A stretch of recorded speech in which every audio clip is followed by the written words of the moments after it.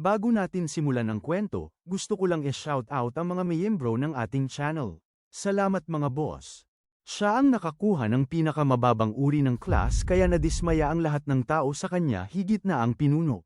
Ngunit ang hindi nila alam na ang class pala na kanyang nakuha ay isang rare at siya lamang ang mayroon sa buong mundo. Kaya naman kahit na malakas na siya ay hindi niya ipinapahalata sa lahat ng tao kaya patuloy siyang pinagdududahan na isa siyang mahina.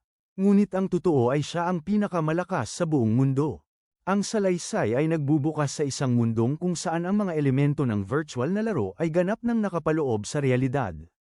Sa mundong ito, umusbong ang iba't ibang bagong propesyon na nagbibigay daan sa mga tao na baguhin ang kanilang landas sa buhay kapalit ng mas makapangyarihang kakayahan.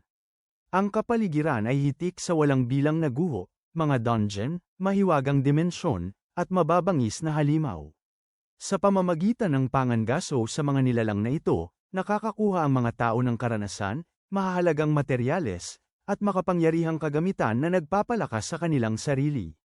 Gayunpaman, gaano man kalupit ang mga halimaw, nananatili silang walang halaga kung ihahambing sa mga dragon, mga nilalang na bihira, misteryoso, at nagtataglay ng kapangyarihang tila banal.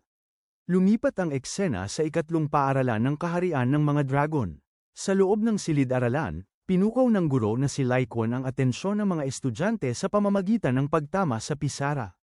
Ipinahayag niya na ang gaganaping seremonya ng paggising ng propesyon sa araw na iyon ay hindi lamang magtatakda kung sino ang makakapasa sa pagsusulit para sa unibersidad, kundi huhubog din sa magiging kinabukasan ng bawat isa. Bagamat sa teorya ay itinuturing na random ang resulta ng paggising ng propesyon, iginiit niya na hanggat may matibay na determinasyon at paniniwala sa sarili, may pagkakataon ang sinumang estudyante na magising bilang isang mandirigmang propesyonal. Habang nakaupo sa kanyang upuan, napansin ni Lufan ang isang papel na nakapatong sa kanyang mesa na may pamagat na pagsusulit sa kakayahan para sa paggising ng propesyon. Sa kanyang isipan, napagtanto niyang dumating na ang matagal niyang hinihintay na araw. 3 taon na ang nakalilipas mula nang siya ay mapunta sa mundong ito matapos magmula sa isang lugar na kilala bilang Blue Planet. Sa panahong iyon, lubos na niyang naunawaan ang istruktura ng mundong ginagalawan niya, lalo na ang sistema ng mga propesyon. Ang mga propesyon sa mundong ito ay nahahati sa 3 pangunahing antas. Sa pinakamataas na antas matatagpuan ang mga props yung panlaban, gaya ng mga mandirigma, salamangkero, at mamamana. Ang mga ito ang nagtataglay ng pinakamatitinding kakayahan, may kakayahang maglakbay sa mga hindi pa natutuklasang lugar, magtipo ng bihirang kagamitan, at magkamal ng napakalaking gantimpala.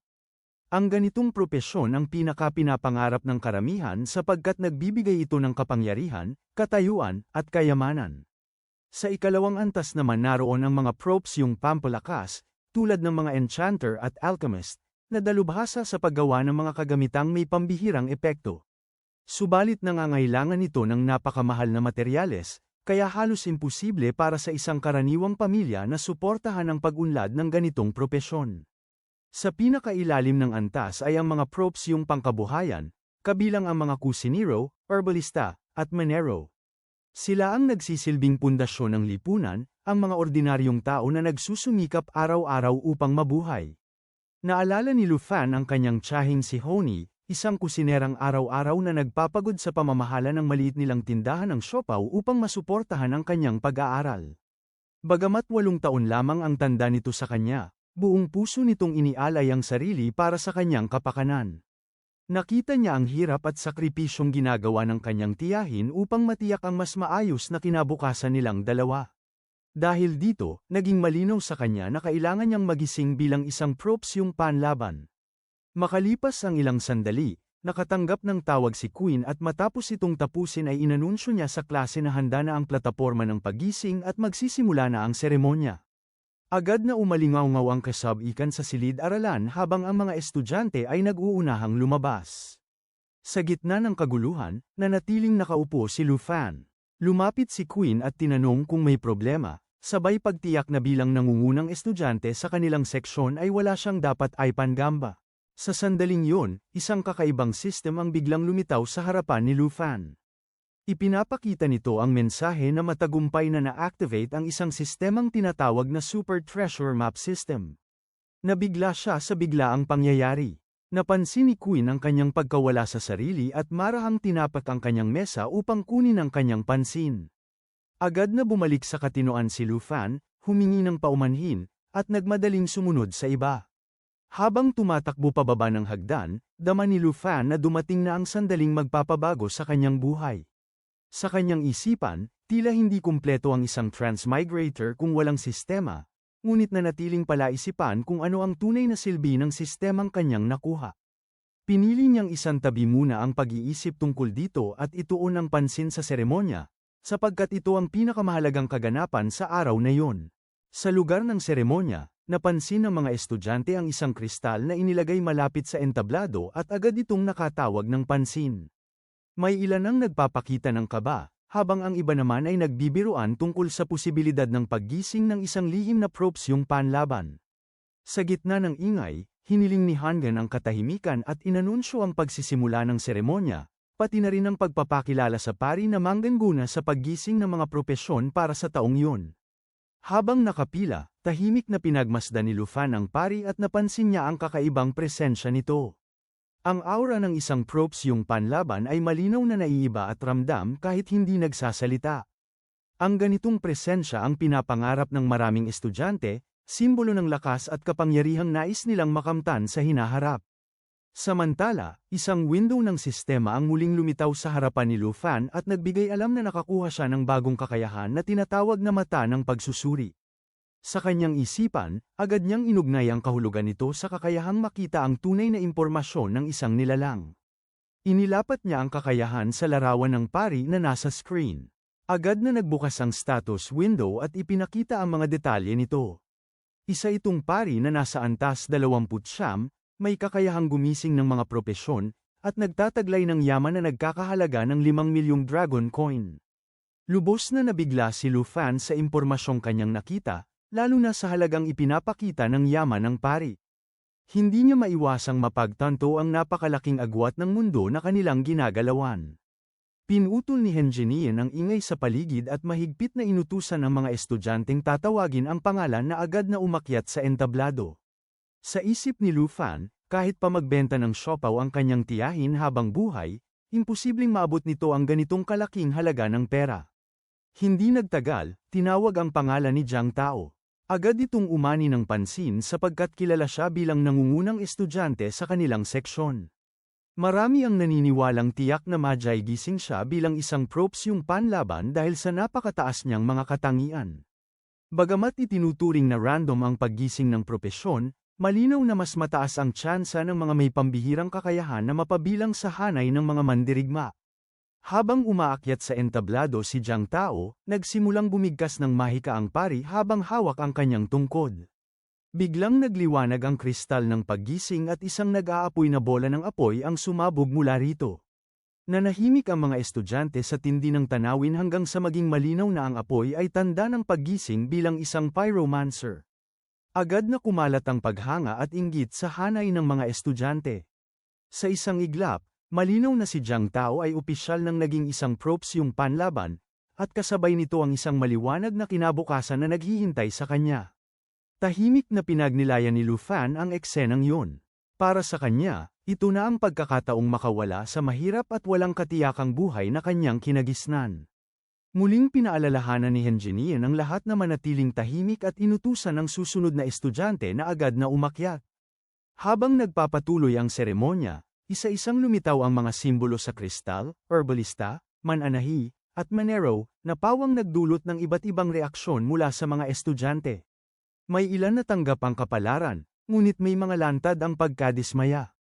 Sa pagmamasid ni Lu Fan, lalong naging malinaw na ang mga propsyong panlaban ay tunay na bihira. Karamihan ay napupunta sa mga propsyong pangkabuhayan, isang landas na halos tiyak ang pagiging ordinaryo. Sa kabilang banda, ang paggising bilang isang propsyong panlaban ay nangangahulugan ng walang katapusang posibilidad at pag-angat sa lipunan.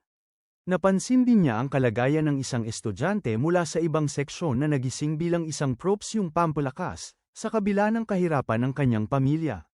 Sa ganitong sitwasyon, ang propsyong yun ay nagiging mas mabigat na pasanin kaysa biyaya. Dahil dito, napagtanto ni Lu Fan na kung siya man ay magising bilang isang propsyong pampalakas, lalo lamang lalala ang kanyang kalagayan. Ilang sandali pa, malinaw na tinawag ni Henjinien ang kanyang pangalan at inutusan siyang umakyat sa entablado. Agad siyang kumilos patungo sa harapan habang ang ilang estudyante ay lihim na nagmamasid at nagtataka kung anong propesyon ang kanyang Magi gising. Sa pagtayo ni Lu Fan sa harap ng kristal ng paggising, pinilit niyang pakalmeyan ang sarili. Wala nang saysay ang kaba sa puntong yun. Muling bumigkas ng mahiwagang dasal ang pari at damaloy ang enerhiya sa kristal. Sa biglang sandali, napako ang paningin ni Lu Fan sa isang dambuhalang mata ng dragon. Sabay-sabay na napasinghap ang mga estudyante nang dumilim ang kalangitan at umuga ang lupa. Isang gintong liwanag ang sumiklab mula sa awakening crystal at tuluyang bumalot sa buong katawan ni Lu Fan. Mula sa liwanag na yon, unti-unting nag-anyong ganap ang isang dragon. Lubos na nabigla ang mga guro at mag-aaral. Ang ganitong uri ng penomenon ay nangyayari lamang kapag may nagigising na isang nakatagong propesyon. Isang babaeng guro ang agad na nagpahayag ng pagbati kay Guro Lee, sapagkat ang kanyang seksyon ang nakalikha ng unang hidden professional sa buong paaralan. Labis ang kanyang tuwa, kung sakaling nagising si Lu Fan bilang isang makapangyarihang hidden profession tulad ng Dragon Blood Warrior o Dragon Language Mage, maaari siyang maging isang haligi ng lakas sa kaharian ng mga dragon at mag-iwan ng bakas sa kasaysayan. 10 taon na ang lumipas mula nang huling may nagising bilang Dragon Blood Warrior. Ang dragon ay tumitig kay Lu Fan at naglabas ng isang ubod lakas na dagendong. Ang alon ng tunog ay napakalakas kaya't napilitan ang mga estudyante na takpan ang kanilang mga tainga. Makalipas ang ilang sandali, pumailan lang ang dragon at tuluyang naglaho sa kalangitan. Agad na lumapit ang punong guro kay Lu Fan, puno ng pananabik. Inaasahan niyang nagising ito bilang isang Dragon Blood Warrior o Dragon Language Mage. Subalit sa ikinagulat ng lahat, napabuntong hininga si Lu Fan at ipinaalam na ang kanyang nagising na propesyon ay isang Dragon Tamer. Biglang nanahimik ang buong lugar. Hindi makapaniwala ang lahat. Ang punong guro at maging ang ilang estudyante ay napasigaw sa matinding pagkadismaya, sapagkat ang Dragon Tamer ay itinuturing na pinakawalang saysay na propesyon sa buong kasaysayan. Matapos ang seremonya ng Profession Awakening, natagpuan si Lu Fan na naglalakad mag-isa sa lumang distrito ng lungsod ng Ganggay. Lumitaw sa gilid ng kanyang paningin ang interface ng kanyang sistema.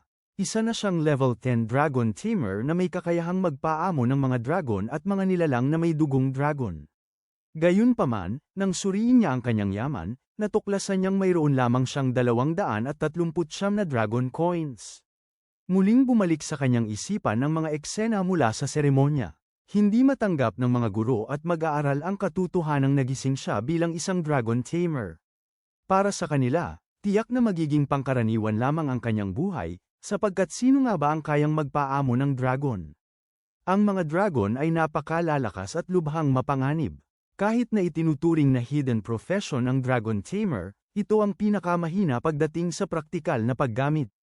May ilang mag-aaral na walang kaalam-alam at nagtaka kung bakit itinuturing na pinakamahina ang Dragon Tamer, gayong isa ito sa 3 pangunahing hidden profession kasama ng Dragon Blood Warrior at Dragon Language Mage. Ipinaliwanag ng iba na karamihan sa mga tao ay hindi pa nakakakita ng isang tunay na dragon, at lalong imposibleng mapaamo ito dahil sa likas nitong bangis at kapangyarihan. Bagamat labis ang pagkadismaya ng punong guro, sinubukan pa rin niyang aliwin si Lu Fan. Ipinahiwatig niya na kahit na pinakamahina ito sa kasalukuyan, nananatili pa rin itong isang hidden profession na may walang hanggang potensyal. Umaasa siyang balang araw ay maaaring mapaamo ni Lu Fan ang ilang sub-dragon species at doon magsimulang lumakas. Ngunit malinaw kay Lu Fan ang katotohanan. Kung walang tunay na dragon, hindi kailanman maaabot ng isang Dragon Tamer ang tunay nitong potensyal. Ang mga sub-dragon ay mga mababangis na halimaw lamang at hindi maihahambing sa tunay na mga dragon. Sa loob ng 800 taong kasaysayan ng kaharian ng mga dragon, maraming beses nang nagpakita ang mga dragon. Gayunman, ni minsan ay walang naitalang Dragon Tamer na matagumpay na nakaamo ng isang tunay na dragon. Gaano man kalakas ang mga tao, nananatili silang parang mga langgam sa harap ng kapangyarihan ng isang dragon. Unti-unting napagtanto ni Lu Fan na ang pag-asang mapaamo ang isang higanteng dragon ay isang imposibleng pangarap. Sinulyapan niya ang window ng kanyang sistema at napansin niyang ang lahat ng kanyang kasanayan ay nananatiling nakalock dahil wala pa siyang napaamong dragon. Dahil dito, bumigat ang kanyang loob. Naalala niya ang kanyang tiyahin na walang sawang nagtatrabaho upang masuportahan ang kanyang pag-aaral, at ang katotohanan sa ngayon ay wala pa rin siyang kakayahang bigyan ito ng mas magandang buhay. Habang abala sa mga pag-iisip, hindi niya namalayang nakarating na pala siya sa harap ng kanilang bahay. Mabilis niyang ipinagpag ang lungkot sa kanyang damdamin, nagsuot ng pilit ng ngiti, at binuksan ang pinto upang ipahayag ang kanyang pagdating. Ang kanyang tiyahin na si Hongko ay agad na lumapit at mahigpit siyang niyakap nang makita siya.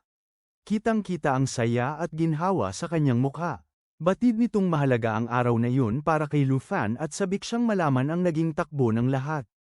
Bago pa man makapagsalita si Lu Fan, agad siyang inaliw ng kanyang tiyahin at ipinahiwatig na ayos lamang kahit hindi siya nagising bilang isang propsyong pandigma.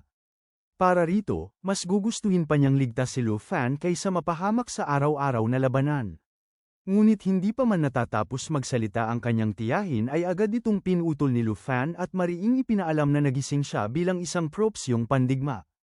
Isa siyang dragon tamer. Gayunman, malinaw rin niyang ipinaliwanag na wala siyang magawa sa ngayon dahil wala pa siyang napaamong dragon. Sa halip na madismaya, labis na natuwa ang kanyang tiyahin nang marinig ito. Para sa kanya, hindi mahalaga kung wala pa siyang dragon, sapagkat ang katotohanang nagising siya bilang dragon tamer ay patunay na taglay niya ang pambihirang lakas at potensyal. Muling tumayo ang kanyang tiyahin at mahigpit siyang niyakap. Ipinahiwatig nito na patuloy niya siyang susuportahan kung sakaling makapasok siya sa kolehiyo balang araw. Ibinigay rin ito ang posibilidad na kung sakaling ayaw na niyang mag-aral, maaari siyang manatili at tumulong sa pagpapatakbo ng maliit nilang tindahan ng siopaw. Dahil sa mga salitang yun, hindi napigilan ni Lu Fan ang pag-ipon ng luha sa kanyang mga mata. Napansin ito ng kanyang tiyahin at agad siyang pinakalma. Ipinahiwatig na huwag niyang masyadong dibdibin ang lahat at baka lumamig na ang hapunang inihanda. Sa wakas ay napatingin si Lu Fan sa mesa at napagtantong hindi niya kayang ubusin mag-isa ang saganang pagkain. Matapos ang hapunan, agad siyang humandusay sa kanyang kama. Sa katahimikan ng gabi, muling bumalik sa kanyang isipan ang imahe ng kanyang tiyahin na kahit 26 na taong gulang pa lamang ay matagal nang nagtatrabaho sa mabibigat at nakapapagod na gawain. Naalala niya ang mga kamay nitong puno ng sugat at gallows, at nakaramdam siya ng matinding panghihinayang dahil wala siyang nagawa upang baguhin ang karaniwang buhay nito.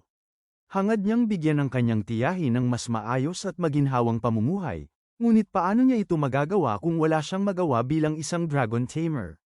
Sa tindi ng kanyang pagkadismaya, ilang ulit niyang sinuntok ang kanyang kama. Sa kanyang isipan, malinaw na malinaw ang isang bagay. Kung mayroon lamang siyang dragon, tunay sanang magkakaroon ng saysay ang pagiging dragon tamer. Subalit wala siyang ideya kung saan siya magsisimulang maghanap ng ganoong nilalang. Sa sandaling yun, nang tila wala ng pag-asa ang lahat, biglang lumitaw ang abiso mula sa kanyang sistema. Binabati siya nito sa pagtanggap ng kanyang unang treasure map para sa araw na yun. Agad niya itong sinuri at laking gulat niya nang matuklasang isa itong divine level treasure map. Sa unang araw pa lamang, nakakuha na siya ng pinakamataas na uri ng mapa. Doon niya muling naalala na ang kanyang sistema ay tinatawag na Super Treasure Map System. Sa seremonya ng Awakening, ang tanging nagamit lamang niya ay ang appraisal function at hindi pa niya nasusubukan ang mismong treasure map feature. Dahil sa matinding pag-uusisa, agad niyang pinindot ang icon ng treasure map. Ipinaliwanag ng sistema na ang mga treasure map ay nahahati sa 4 na antas: beginner, intermediate, advanced, at divine level. Bukod dito, may kakayahan ng sistema na pagsamahin ang 3 magkakaparehong mababang antas ng treasure map upang makabuo ng mas mataas na uri. Isang panibagong abiso ang lumitaw na nagsasabing araw-araw ay makakatanggap siya ng isang treasure map na may random na antas at lokasyon. At hanggat nararating niya ang itinakdang lugar, makakakuha siya ng mga kayamanang may kaugnayan sa kanyang propesyon. Dahil dito, biglang lumiwanag ang kanyang pag-iisip. Kung ang mga kayamanang yun ay may kaugnayan sa kanyang propesyon, posible siyang makahanap ng isang dragon at tuluyang maging ganap na dragon tamer. Napagtanto niya na kung magagamit niya ng wasto ang kanyang sistema, maaari niyang punan ang agwat sa pagitan ng pagiging pinakamahina at pinakamalakas. Ang Divine Level Treasure Map na ito ay maaaring siyang huling pag-asa upang baligtarin ang kanyang kapalaran. Buong determinasyon niyang pinindot ang Divine Treasure Map. Isang malaking mapa ng rehiyon ang agad na lumitaw, at ipinakita nitong matatagpuan ang kayamanan sa Mount Sherbas. Alam niyang hindi ito gaanong kalayo mula sa lungsod ng Jianghai, at kung makasasakay siya sa huling bus patungong labas ng lungsod sa gabing iyon, makararating siya roon pagsapit ng madaling araw. Pagsapit ng susunod na umaga, nagising ang kanyang tiyahin habang suot ang kanyang damit pantulog. Binuksan niya ang ilaw at napansin ang isang liham na nakapatong sa hapagkainan. Nang silipin niya ang silid ni Lu Fan, napagtanto niyang wala ito roon. Samantala, isang bus ang makikitang bumabaybay sa mga kabundukan. Binasa ng kanyang tiyahin ang liham, na nagsasaad na nagtungo si Lu Fan sa Mount Share Basin upang gawin ang isang bagay na maaaring maging tanging pagkakataon niya upang baguhin ang kanyang kapalaran bilang Dragon Tamer. Tiniyak din ito na huwag siyang mag-alala at babalik siya sa lalong madaling panahon. Muling bumalik ang tagpo kay Lu Fan na bumababa mula sa bus. Hindi niya namalayang may ilang kainahinalang individual ang sumusunod sa kanya. Wala siyang kam-alay-malay sa panganib at buo ang kanyang loob na baguhin ang buhay nila ng kanyang tiyahin anuman ang mangyari. Inilibot niya ang kanyang tingin sa paligid ng Mount Share Basin, na mistulang tigang at halos walang bakas ng buhay. Biglang may bumangga sa kanyang backpack. Nang lumingon siya, nakita niya ang isang matipunong lalaki at isang maliit na babae na kapwa tumitingin sa kanya ng may pagdududa. Mabilis na umatras si Lu Fan at mahigpit na hinawakan ang kanyang sandata, handa sa anumang mangyari. Sa sandaling yun, isang matandang lalaki na may takip sa mata ang humawak sa kanyang balikat mula sa likuran at tila inaanyayahan siyang sumama sa kanila. Agad na inalis ni Lu Fan ang kamay ng matanda at ipinahiwatig na hindi niya kailangan ng kasamahan. Pinaghinalaan niyang mga magnanakaw sa dungeon ang mga ito. Biglang naglabas ng kutsilyo ang babae at tila hinihikayat siyang pag-isipang muli ang kanyang desisyon. Samantala, binalaan siya ng lalaking may takip sa mata na mapanganib ang mag-isa sa ilang sa gabi. Sa mabilis na pagtatasa, napagtanto ni Lu Fan na ang mga ito ay malamang sanay na sa pagnanakaw at pagkuha ng mga materyales mula sa iba. Ang isang tulad niyang walang kapangyarihan ay magiging napakadaling target para sa kanila. Upang maiwasan ang gulo, nagsinungaling siya at ipinahiwatig na isa siyang summoner na hindi nangangailangan ng kasama dahil kaya niyang tumawag ng mga elemental na nilalang sakaling mapanganib ang sitwasyon. Dahil sa kanyang sinabi, nagulat ang grupo at agad na nagbago ang kanilang kilos. Ipinahiwatig ng lalaking may takip sa mata na kung siya ay isang summoner, wala na silang dapat ipag-alala. Bago tuluyang umalis, nginitian siya ng babae nang may panunukso at nagpakita ng kakaibang lamang bago sila lumisan. Bahagyang nailang si Lu Fan, ngunit labis ang kanyang ginhawang maramdaman nang tuluyan silang umalis. Sa kanyang isipan, malinaw ang isang katotohanan. Mapanganib man ang ilang, mas ligtas pa rin ito kaysa sa pagtataksila ng mga magnanakaw sa dungeon. Napagtanto niyang sa mundong ito, ang buhay ng isang taong walang lakas ay napakadaling mabura. Sinilip niya ang mapa ng kanyang sistema at nagpas siyang magpatuloy ng mas mabilis. Habang papalalim ang kanyang paglalakbay, napansin niya ang isang kawan ng mga Power Horn Horse, mga level 8 na nilalang na may napakalakas na pisikal na lakas, na payapang nanginginain sa isang malawak na damuhan. Batid niyang hindi sila aatake hanggat hindi ginagambala, kaya maingat niyang inilihis ang kanyang daraanan upang maiwasan ang mga ito. Kahit na hamaba ang kanyang paglalakbay, hindi pa rin siya nakadama ng ganap na kapanatagan. Hindi naglaon, nakasalubong niya ang isang grupo ng higanteng horn antelope. Dahan-dahan at maingat siyang kumilos, subalit hindi niya napansin ang isang palakang kanyang naapakan. Agad itong naglabas ng malakas at masakit na ungol na umalingaw-ngaw sa paligid. Sabay-sabay na bamaling ang mga antelope kay Lu Fan, malinaw ang pagkainis sa biglang paggambala. Sa isang iglap, hinabol nila siya. Tumakbo siya ng buong lakas, pilit na iniligtas ang sarili. Nang makita ang isang patag na bahagi sa tabi, sumisid siya roon at bumagsak sa lupa, muntik nang maabyuten ngunit nakaiwas sa rumaragasang kawan. Habang hinihingal, napagtanto niyang sa kalagayan niya ngayon ay hindi pa niya kayang harapin kahit ang isang mailap na higanteng sungay antelope. Kung palalampasin niya ang pagkakataong ito, maaari siyang umantong sa kapalaran ng kawawang palakang na salanta. Sa sandaling yun, lumitaw ang abiso ng sistema. Narating na niya ang itinalagang lokasyon ng mapa ng kayamanan.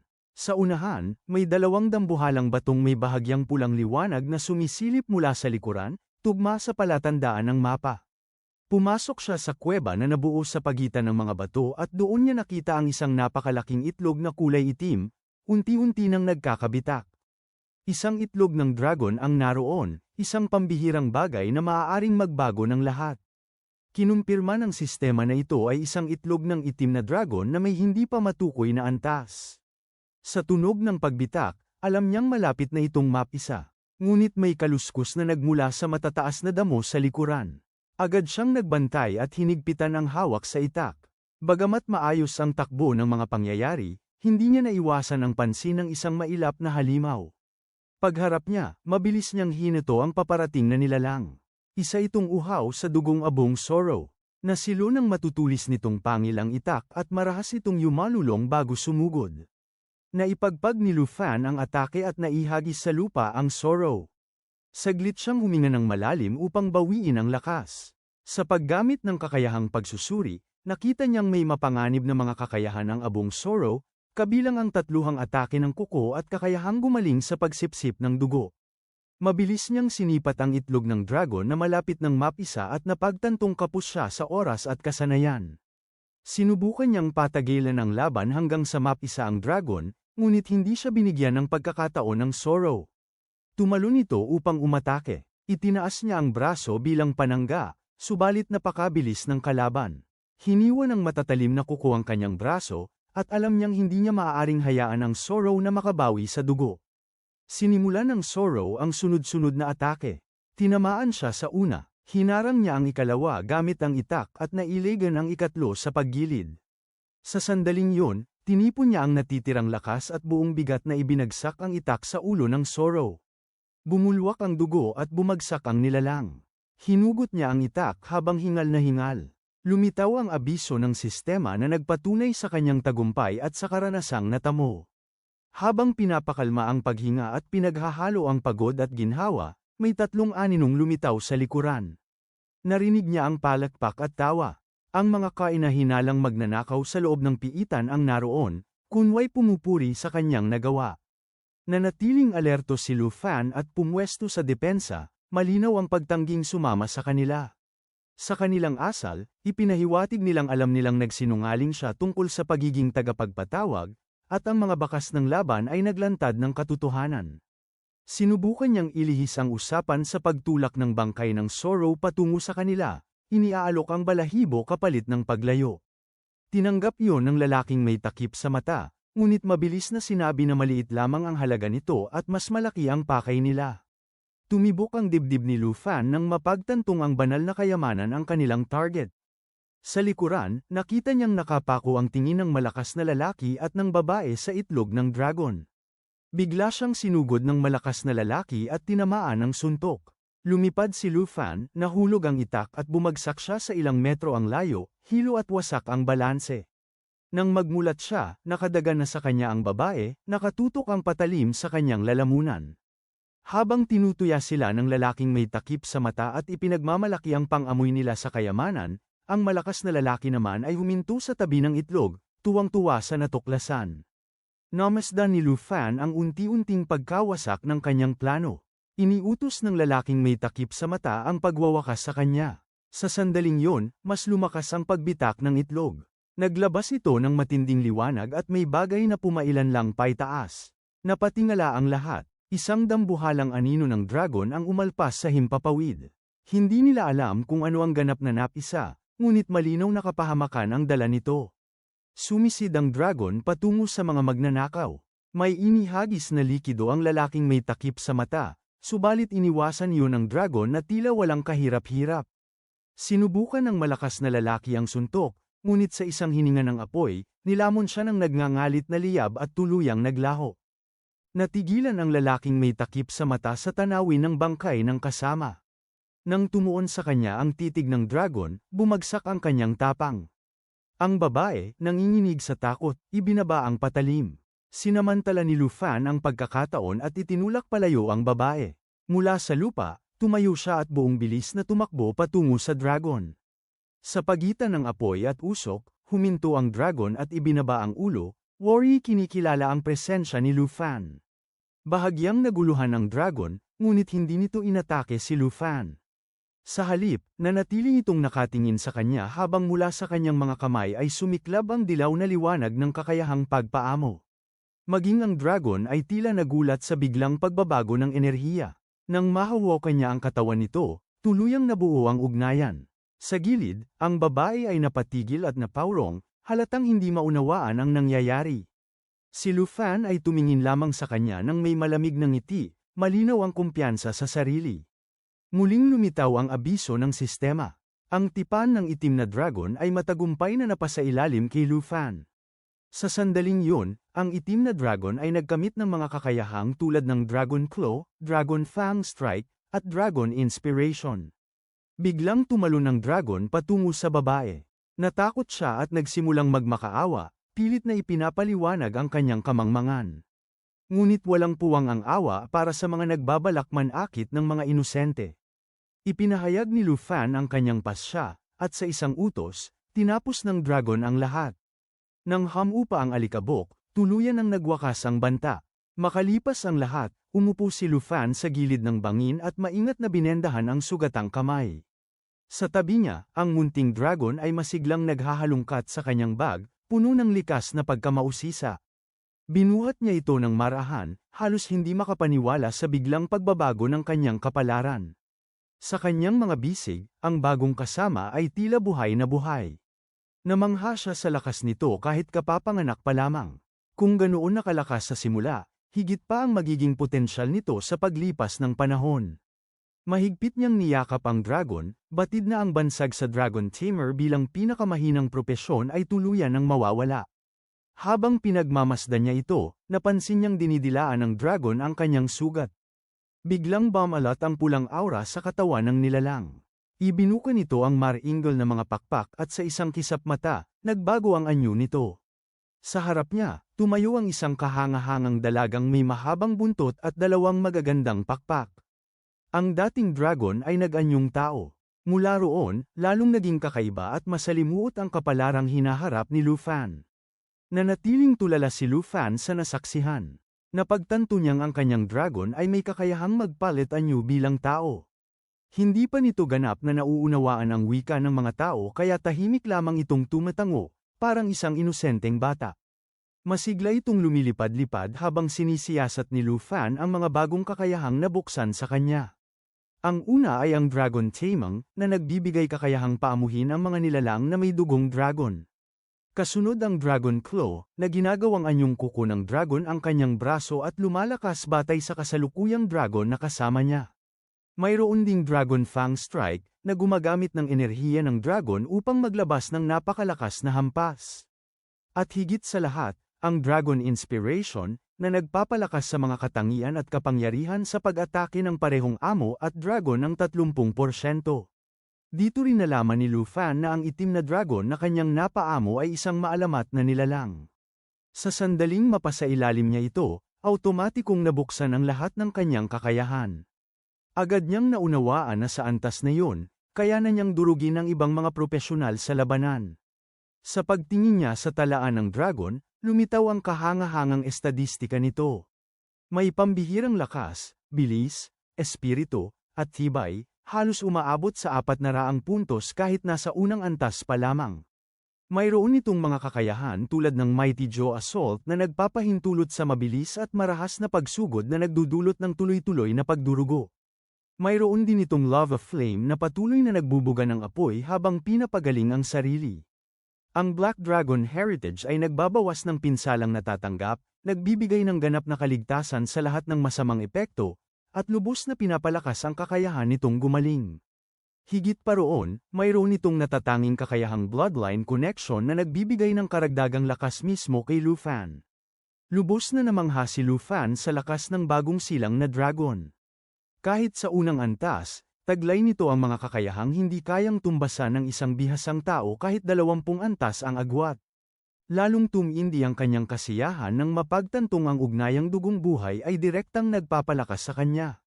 Doon niya naunawaan kung bakit ramdam niya ang biglang pag-angat ng kanyang lakas matapos mapaamo ang maalamat na itim na dragon.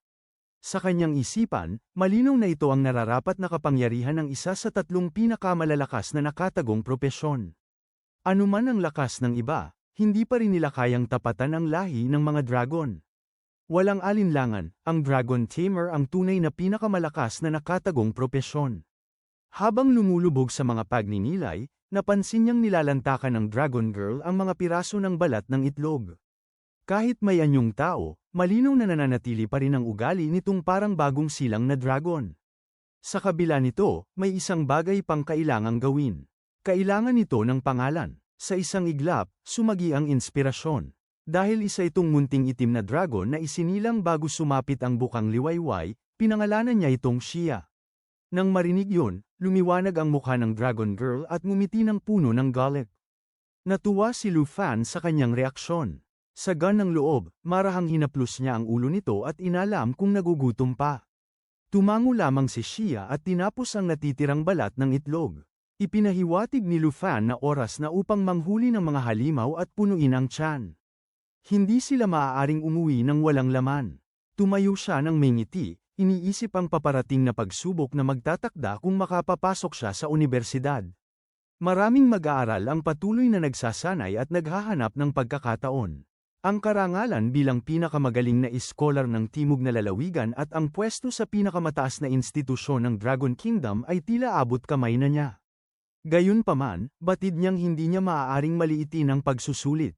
Ang patuloy na pagpapalakas at paghasa ng kakayahan, para sa kanya at kay Xia, ang magiging pangunahing layunin mula rito. Taglay ang panibagong determinasyon, muling tumakbo si Lu Fan at agad na sumunod sa kanya si Xia na may masiglang ngiti. Tumungo sila ng mas malalim sa Mount Share Basin, isang lugar na puno ng mga halimaw na higit pang masarap kaysa sa mga balat ng itlog. Habang sumusulong sila, biglang umalingaw-ngaw ang mga ingay mula sa unahan. Isang pangkat ng mga nilalang ang papalapit sa kanila sa nakakagulat na bilis. Agad na binuksan ni Lu Fan ang interface ng sistema at kinilala ang mga ito bilang mga hina ng kapatagan. Ang mga halimaw na ito ay may kakayahang rendang bite na nagdudulot ng tuloy-tuloy na pagdurugo, at putrefaction na nag-iiwan ng sakit bilang masamang epekto. Kapalit ng kanilang pagkatalo, nag-iiwan ang mga ito ng mga pangil na nagkakahalaga ng 75 dragon coin bawat isa. Napagtanto ni Lu Fan na ang mga hina ay mas mapanganib at mas matibay pa kaysa sa uhaw sa dugong abong sorrow na kanyang hinarap noon. Kahit nagtagumpay siya sa laban na iyon, malaki rin ang kapalit na pinsala sa kanyang katawan. Dahil dito, bahagya siyang nag-alinlangan. Ngunit iba ang saloobin ni Xia. Ang batang dragon ay agad nang pumailan lang sa ere na may masiglang ngiti, halatang sabik sa panibagong pagkain. Naunawaan ni Lu Fan na nais nitong manguna sa pagkakataong ito. Sumigla ang kanyang mga mata at napuno ng kumpiyansa ang kanyang dibdib. Sa harap ng pinakamalakas na Dragon Tamer at ng kanyang dragon, ang Mount Share Basin ay hindi na mapanganib na lugar. Magkasabay na ngumiti sina Lu Fan at Xia habang hinarap ang mga hina, handang ipadala ang mga ito diretso sa tiyan ni Xia bilang pananghalian. Pumailan lang ng mataas ang dragon at habang umaatungal ang mga hina, huminga ito ng malalim. Nagliwanag ang kanyang tiyan sa nag-aalab na aura. Sa isang iglap, pinakawalan nito ang lava flame at nilamon ng apoy ang buong pangkat ng mga halimaw. Habang nasusunog ang mga ito, patuloy na nadaragdagan ang karanasan ni Lu Fan at Xia. Sa bawat bugso ng apoy, masusing minamasdan ni Lu Fan ang sistema habang mabilis na tumataas ang kanilang mga antas. Umabot si Lu Fan sa antas 11, habang si Xia naman ay nakarating sa 3 antas. May ngiting puno ng kasiyahan, ipinahiwatig ni Lu Fan na huwag nang mag-aksaya ng oras sa maliliit na kalaban. Inilipat nila ang atensyon sa isang yungib sa loob ng bundok. Doon, dama ang presensya ng isang mas mabigat na kalaban. Mula sa kadiliman, 3 pares ng matang naglalagablab sa pagnanasang pumatay ang tumitig sa kanila. Lumabas ang nilalang, isang leon na may 3 ulo, bawat isa ay puno ng nakamamatay na aura. Ito ang 3 ulong blood lion, isang antas 25 na halimaw. Ang leon ay may iba't ibang kakayahan, kabilang ang roar na nagpapalakas sa depensa at atake nito, trample na nagdudulot ng napakalaking pinsala sa saklaw nito, at triple flame na naglalabas ng 3 sunod-sunod na pagsabog ng apoy. Kapalit ng pagkatalo nito ay napakalaking karanasan at mahahalagang materyales tulad ng ngipin at balat ng Blood Lion.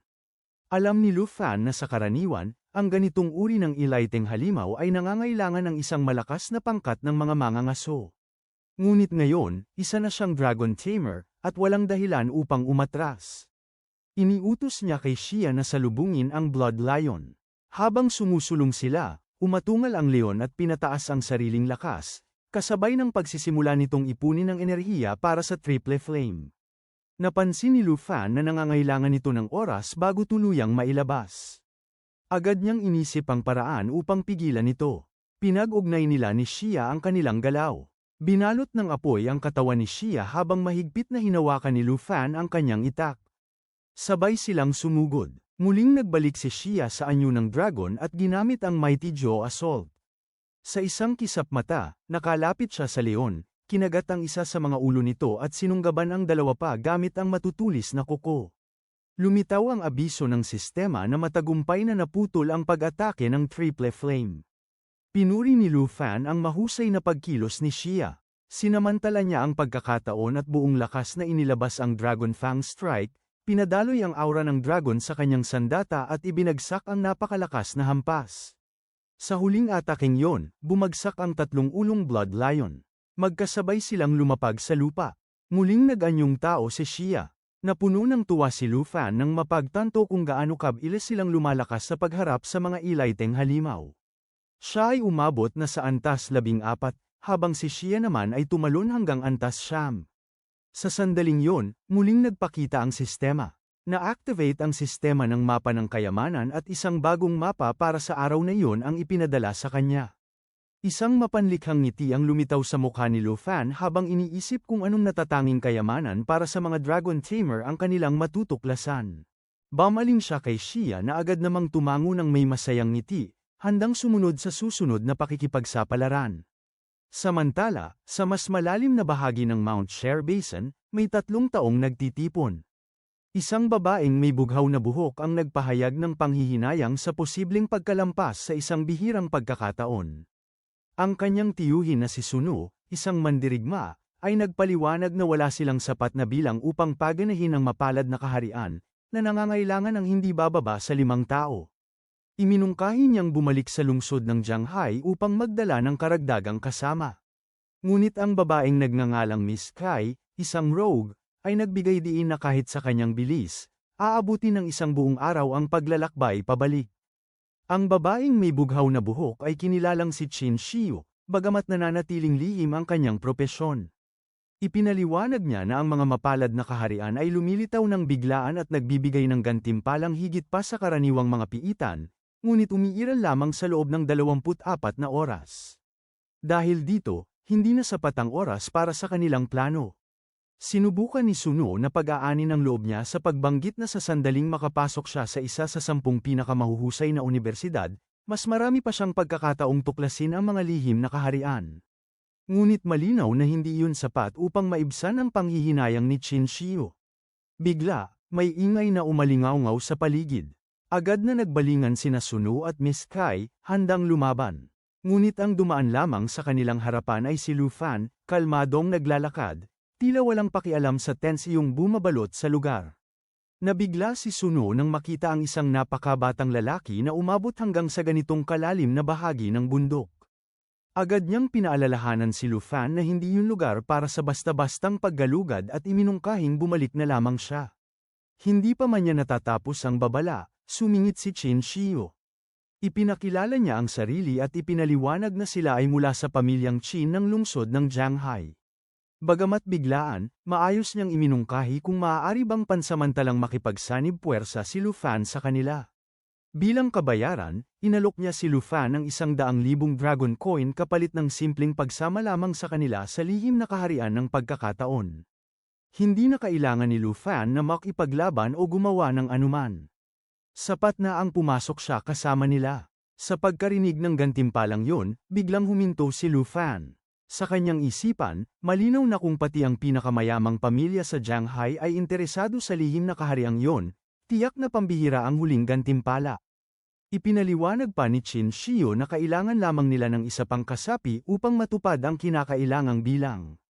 Pagkatapos noon, tiyak na matatanggap ni Lu Fan ang ipinangakong bayad. Napag-alaman na mayroon na silang nakuha na isang paladin, ngunit kulang pa rin sila ng isang tao. Nagsimulang maglakad si Sunu patungo sa isang napakalaking lilang portal na nagsisilbing pasukan ng lihim na kaharian. Ipinahiwatig niyang bihira ang ganitong pagkakataon at dapat magmadali si Lu Fan kung nais niyang makinabang. Ngumiti si Lu Fan at mahinaong ipinaliwanag na hindi siya lubos na interesado sa pera. Sa halip, handa siyang tumulong kung sila ay papayag na makipagtulungan batay sa malinaw na tuntunin ng pamamahagi. Ang nais niya ay hatiin ang mga gantimpala ayon sa aktwal na ambag at lakas ng bawat isa. Nabigla sina Sunu at ang dalawang babae. Mabilis na naunawaan ni Miss Kai na ang mungkahi ni Lu Fan ay patas na hatian batay sa kakayahan. Kinumpirma niya ito nang walang pag-aalinlangan. Bahagyang nalito si Qin Shiyo. Sa kanyang palagay, ang karaniwang antas ng kanilang grupo ay nasa 20, at ang lalaking ito ay mukhang mas mahina pa sa kanila. Gayunman, desperado sila sa ikalimang kasapi. Kaya't nagpasya siyang tanggapin ang alok. Ngumiti siya, iniabot ang kamay, at pinagtibay ang kasunduan. Bilang patunay ng kanilang sinseridad, mananatili pa rin ang ipinangakong 100,000 dragon coin. Tinanggap ni Lu Fan ang kamay at pumayag sa kasunduan. Matapos ang lahat, puno ng sigla si Qin Shiyo at hinimok ang lahat na kumilos na. Ngunit may sarili ring plano si Lu Fan. Napagpasyahan niyang huwag munang ilantad ang maalamat na dragon na si Xia sa harap ng mga estranghero upang maiwasan ang hindi kailangang gulo. Pansamantala niya itong itatago hanggang matapos nilang makuha ang mga gantimpala mula sa lihim na kaharian. Bagamat may kaunting pagsisisi, alam niyang ito ang pinakaligtas na hakbang. Sabay-sabay silang pumasok sa portal at dumating sa lihim na kaharian ng pagkakataon. Pagdating pa lamang, napansin ni Lu Fan ang madilim at tiwangwang na kapaligiran. May mga punong tuyot at balot ng makapal na lilang hamog ang buong lugar. Lumitaw ang abiso ng sistema na nagsasabing sila ay nasa Morning Village, isang antas 20 kaharian na may matatag na antas ng hirap at maaari lamang pasukin ng grupong may hindi bababa sa 5 kasapi. Sa katahimikan ng paligid, napansin ni Qin Shiyo na halos ang sarili lamang nilang mga tinig ang maririnig.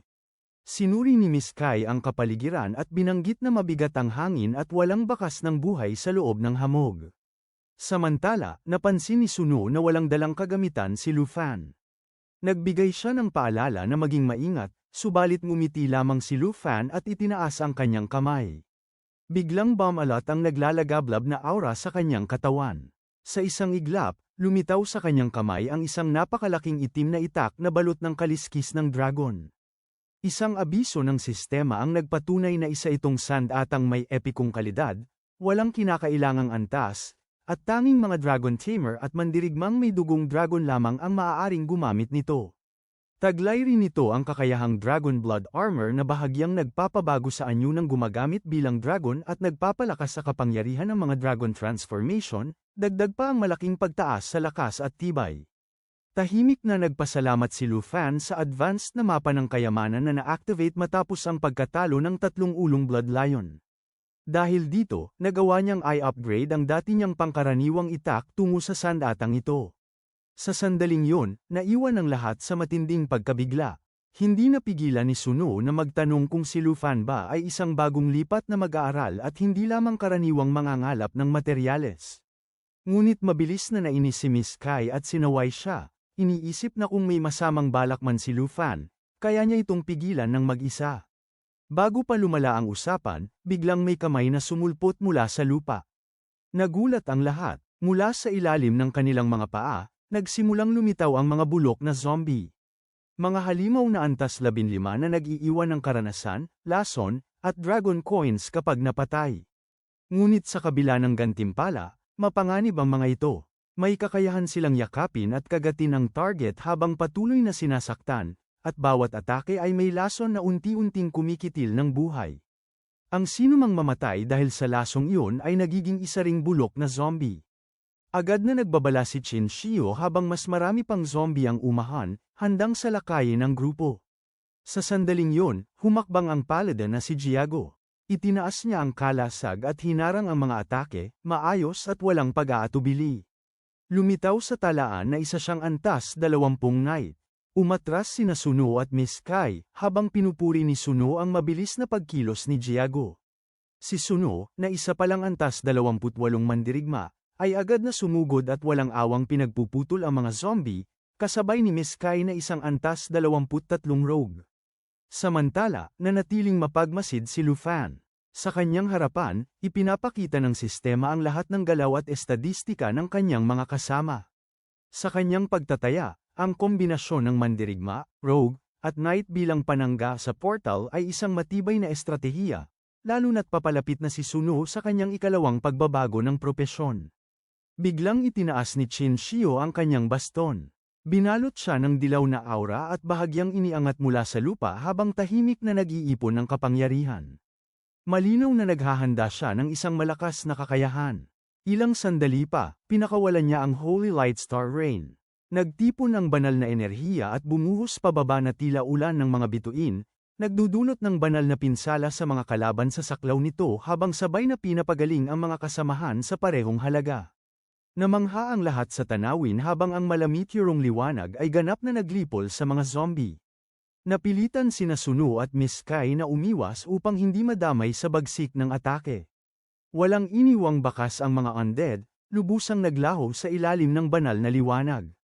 Pagkatapos ng lahat, lumingon si Qin Shio kay Lu Fan na may bakas ng kumpiyansa. Doon naging malinaw na ang kanyang propesyon ay isang nakatagong uri, ang Holy Light Mage. Isang pambihirang klase na pinagsasama ang pag-atake at pagpapagaling. Bagamat hindi kasing taas ng purong mage ang pinsala at hindi rin kasing lakas ng isang pari ang paggaling, ang kakayahan nitong gawin ng dalawa ng sabay ay napakahalaga para sa isang grupo. Lumabas ang abiso ng sistema na nagkumpirma sa pagiging hidden professional ni Qin Shio. Lubhang humanga si Lu Fan, lalo na sa bisa ng banal na pinsala laban sa mga undead. Ngunit panandalian lamang ang tagumpay. Biglang yumanig ng marahas ang lupa. Napagtanto ni Lu Fan na ang ingay ay nakahila ng pansin ng mas mapanganib na mga halimaw. Mula sa mabibigat na yabag, malinaw na paparating ang isang mas mabagsik na laban. Isang dagwang kamay ang sumibol mula sa lupa. Nagbigay babala ang sistema tungkol sa mga blood zombie, mga halimaw na antas 20 na nag-iiwan ng malaking karanasan, mga laso na materyal, at dragon coins kapag napatay.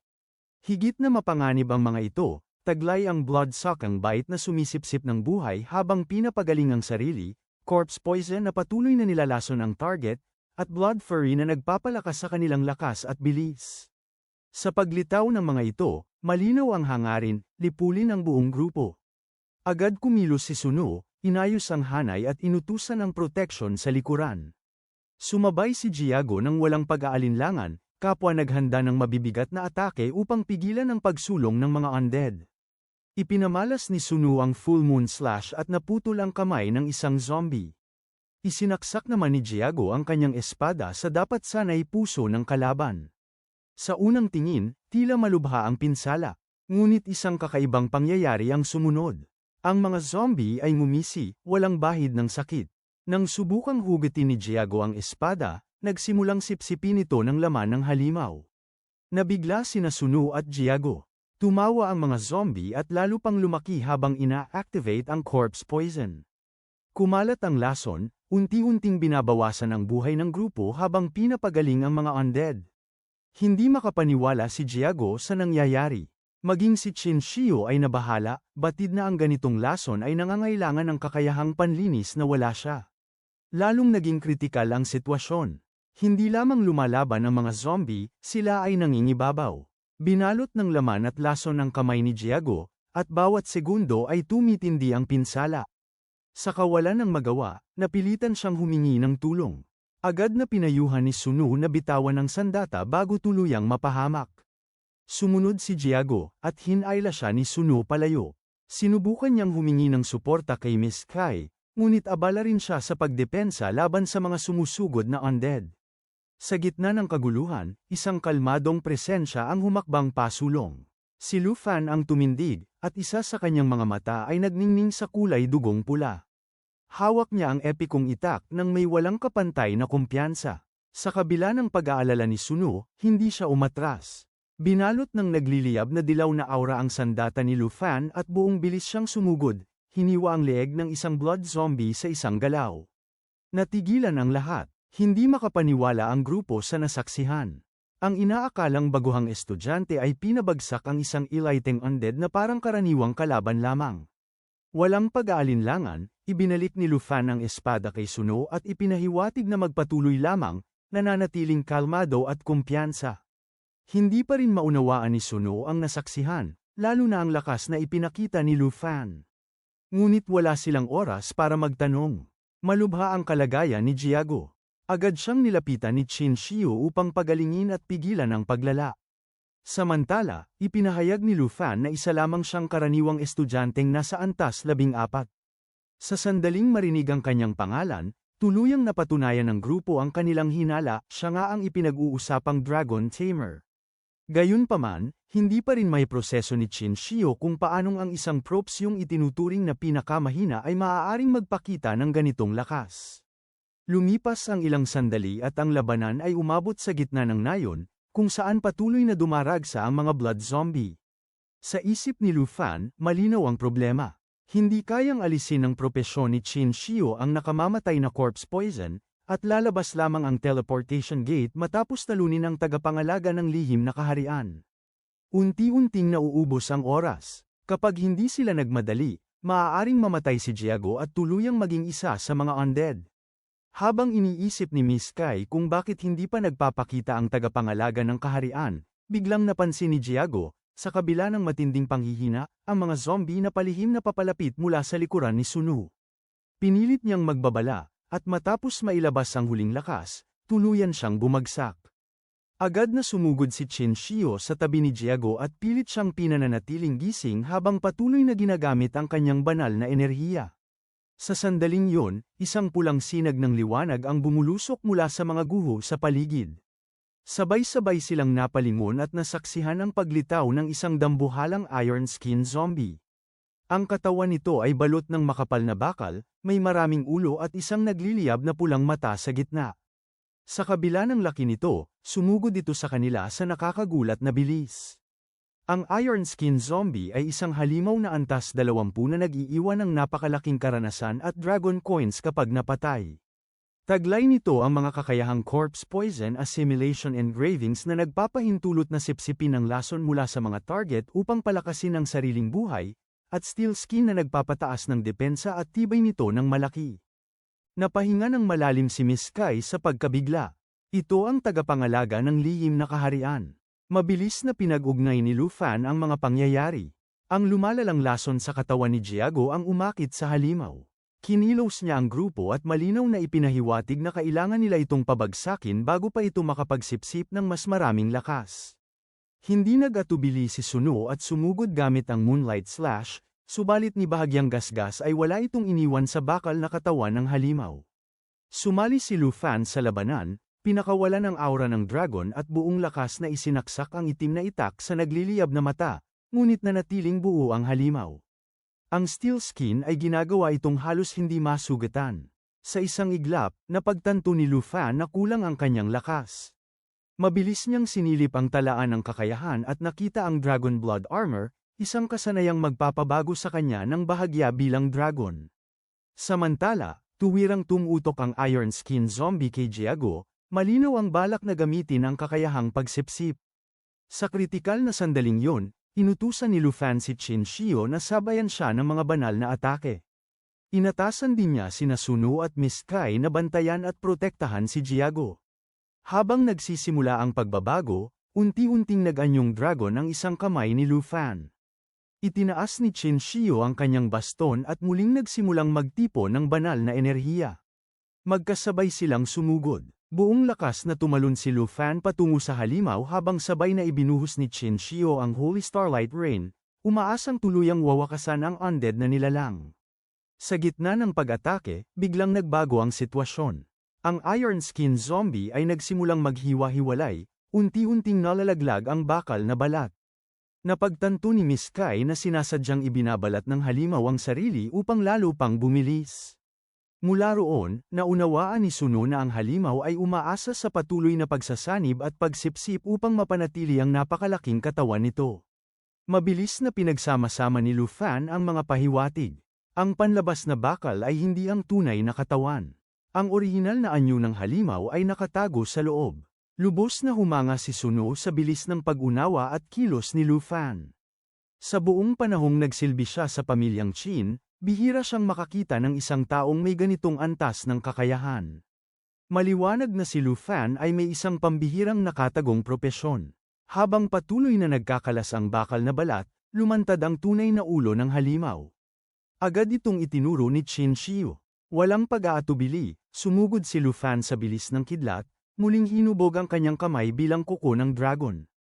Tumalon siya ng buong lakas at buong bagsik na ibinagsak ang suntok sa pulang mata ng halimaw. Pumutok ang nagliliyab na enerhiya at nilamon ng apoy ang tunay na katawan ng zombie.